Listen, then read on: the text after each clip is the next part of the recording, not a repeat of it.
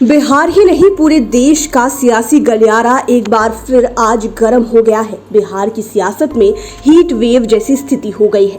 दरअसल लालू यादव फिर से सीबीआई के निशाने पर आ गए हैं। लालू परिवार के पटना, दिल्ली समेत 15 से अधिक ठिकानों पर आज सुबह से सीबीआई की रेड पड़ रही है। ये रेड किसी आवास पर 6 घंटे तक चली तो कहीं 9 से 10 घंटे तक चली। सूत्रों की माने तो कुछ दस्तावेज जब्त करने की भी चर्चा है।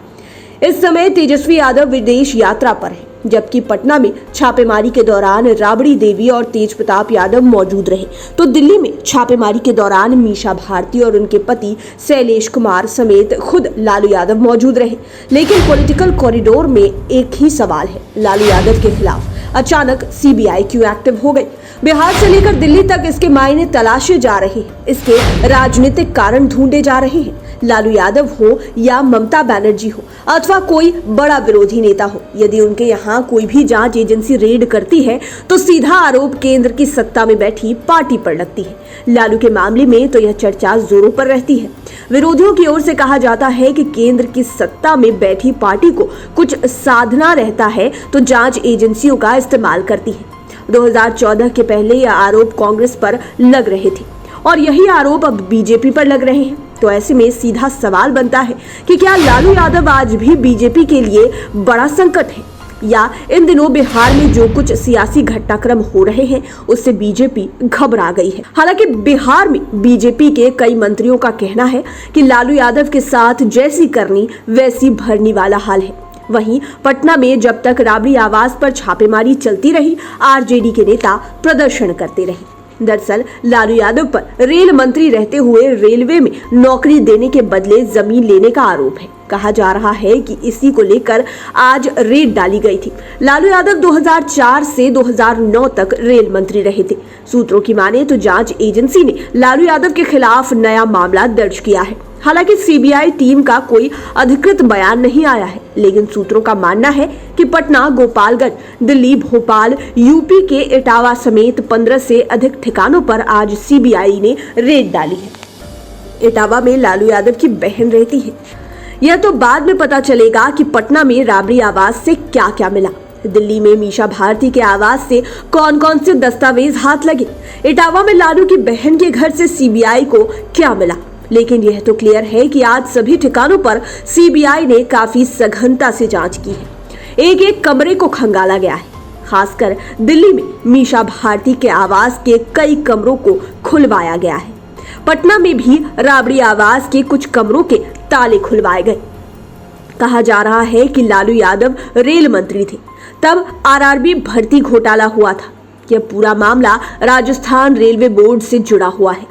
तब 276 लोगों की बहाली हुई थी। इसमें बिहार से 111 लोग बहाल हुए थे, जबकि बाकी लोग राजस्थान, दिल्ली, यूपी, हरियाणा आदि के थे। इनमें 2 के नाम भी सामने आए थे। इसमें ललन चौधरी और हृदयानंद चौधरी थे। बीजेपी के वरीय नेता सुशील मोदी ने आज मीडिया को बताया कि इस पूरे मामले की शिकायत शिवानंद तिवारी और ललन सिंह ने तत्कालीन पीएम मनमोहन सिंह से की थी।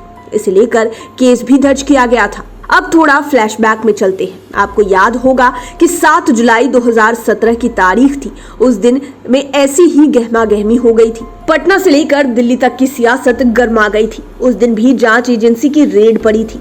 तब लालू यादव के पटना समेत देश भर के उनके 12 ठिकानों को खंगाला गया था। तब जांच एजेंसी ने लालू परिवार के दिल्ली, पटना, रांची, पुरी और गुरुग्राम स्थित ठिकानों पर छापेमारी की थी। तब लालू पर आरोप लगा था कि रेल मंत्री रहने के दौरान उन्होंने रांची और पुरी समेत अन्य रेलवे होटलों के विकास और मरम्मत का ठेका निजी कंपनियों को दिया था। इसमें सुजाता होटल्स प्राइवेट लिमिटेड का ठेका देने की बात आई थी। 2017 में बिहार का पॉलिटिकल सिनेरियो क्या था, अब जरा उसे देख लेते हैं। दरअसल 2017 में जब लालू यादव और उनके रिश्तेदारों के 12 ठिकानों पर जांच एजेंसी की रेड पड़ी थी, तब बिहार में महागठबंधन की सरकार थी। मुख्यमंत्री नीतीश कुमार थे। वहीं उप मुख्यमंत्री की कुर्सी पर तेजस्वी यादव काबिज थे। उस समय नीतीश कुमार ने तेजस्वी यादव से इस पर सफाई मांगी थी।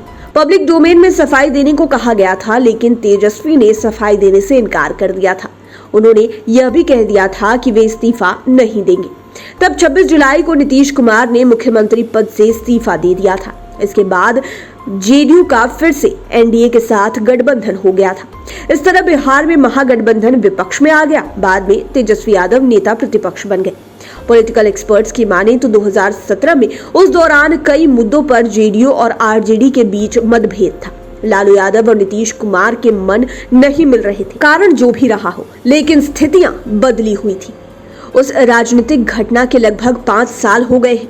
बिहार का पॉलिटिकल सिनेरियो बदल चुका है। इस दौरान कई ऐसे राजनीतिक घटनाक्रम हो गए हैं जिससे पता चलता है कि एनडीए में सब कुछ ठीक नहीं है। दरअसल विगत कई महीनों से बीजेपी के कई मुद्दों को लेकर जेडीयू असहज महसूस कर रहा है।